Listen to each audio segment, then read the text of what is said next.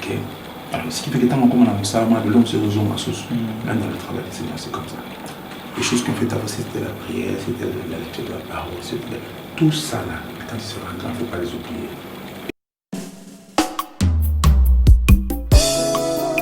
Ta crucifixion, Seigneur, avait un plan salvateur pour nous.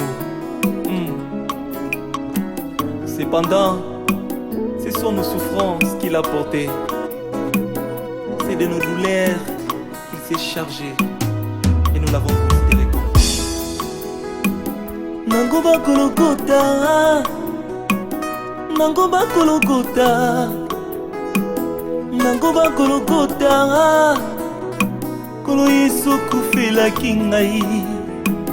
Nangoba Golgotha, Nangoba Golgotha, Yesu na ngai. Nangoba Golgotha, Kolo Yesu kufelaki ngai. Imame mama mama. Nangoba Golgotha, na Golgotha, Yesu na ngai.